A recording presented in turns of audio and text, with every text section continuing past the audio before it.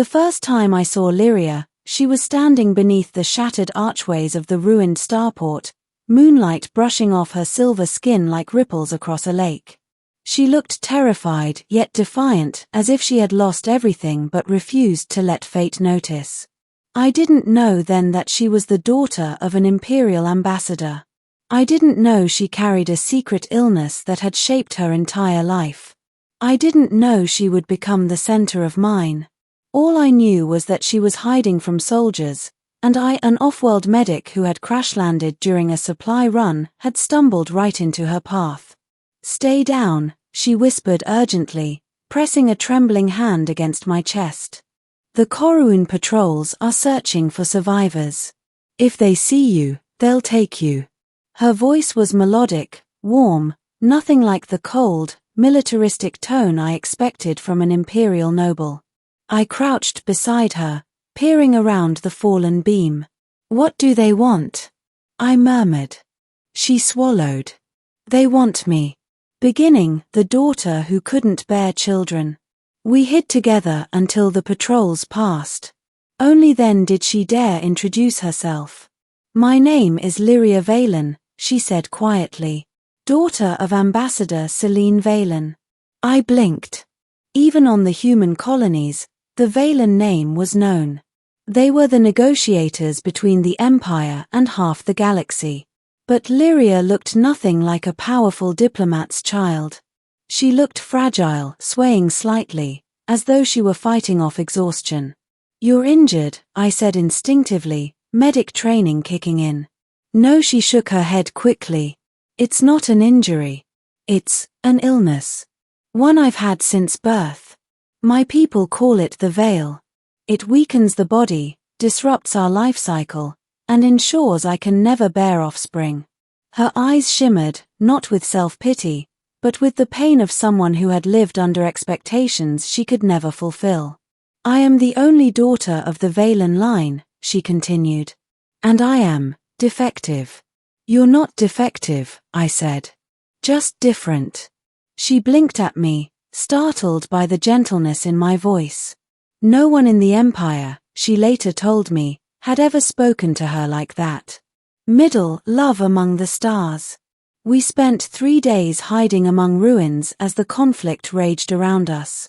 I repaired my crashed shuttle with scavenged parts, and during that time, Lyria's strength continuously faded.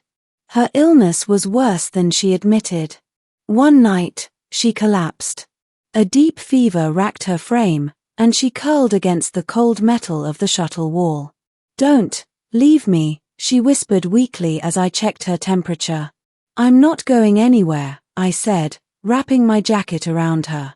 I synthesized medicine from what survived the crash, mixed with her planetary herbs. It wasn't enough to cure her, but it helped. As she slowly recovered, something shifted between us. A closeness neither of us had planned. We talked for hours about her longing to escape the suffocating expectations of the Empire, and my desire to help people no matter the species. On the 4th night, when the sky burned with streaks of fleeing ships, Lyria leaned her head on my shoulder. "I feel safe with you," she murmured. "Then stay with me," I said before I could stop myself. She looked up, startled, then smiled, a small, trembling, beautiful smile. "I want to." By the time we repaired the shuttle, neither of us wanted to part. So we didn't. We fled the planet and settled on the neutral moon of Arenthia, far from imperial eyes. We built a life together. Quiet, simple, peaceful. I never imagined we would have children. Lyria believed it was impossible. But fate had other plans. When she fainted one morning, I ran every test I could. The results nearly made me drop my scanner. 2 heartbeats. 2 intertwined life signatures. Twins. "Lie, you're pregnant," I whispered. She stared at me in disbelief, covering her mouth as tears filled her eyes. "That's impossible," she breathed. "I can't. I was never supposed to." The twins grew quickly, strong and healthy, a miracle no medical text could explain. When they were born, a boy and a girl, both with shimmering skin speckled with human tones. Lyria sobbed as she held them. "They're proof," she whispered. "I'm not broken." But our joy did not last long. Because the Empire eventually found us. Middle, the ambassador arrives. A crimson cruiser descended over Arenthia like a great steel hawk. As soldiers surrounded our home, Lyria clutched our children protectively. Her mother, Ambassador Celine Valen, stepped out from the landing vessel. I had expected a ruthless diplomat. Instead, she looked simply tired, worried, desperate. "Lyria," she said, voice trembling. "I thought you were dead." Her daughter stiffened, keeping distance. "You never looked for me," Lyria said bitterly. "I did," Celine whispered. "But I believed you were taken by the Corroon. I mourned you every day."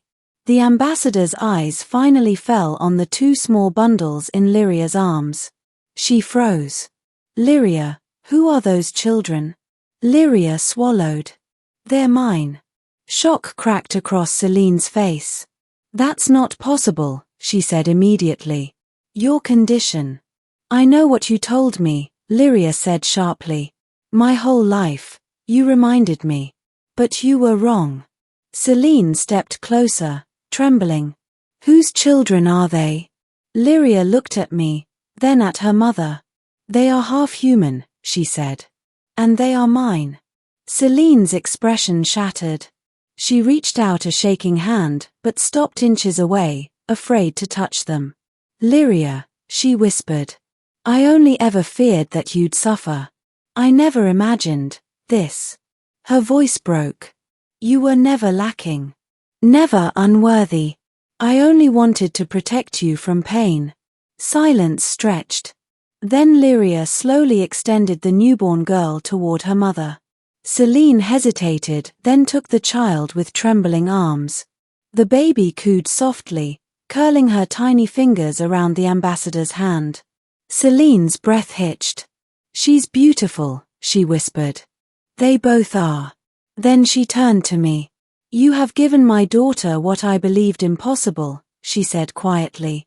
"And for that, I owe you more than I can express." Ending, a future unexpected. The Empire did not take Lyria from me. Celine made sure of that.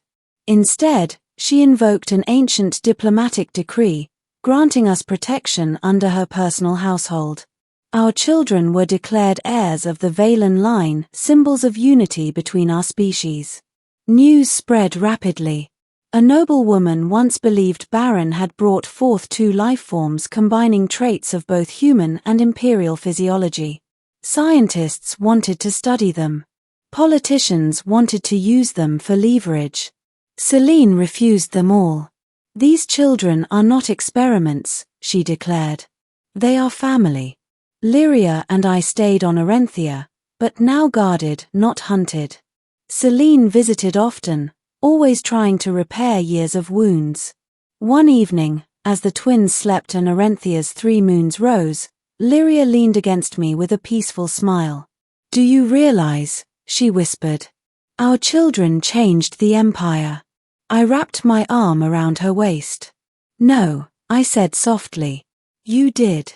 She laughed, a soft, musical sound that had first captivated me in the ruins years ago. "I always thought I was cursed," she murmured. "But maybe I was simply waiting for the one person who could see more in me than illness."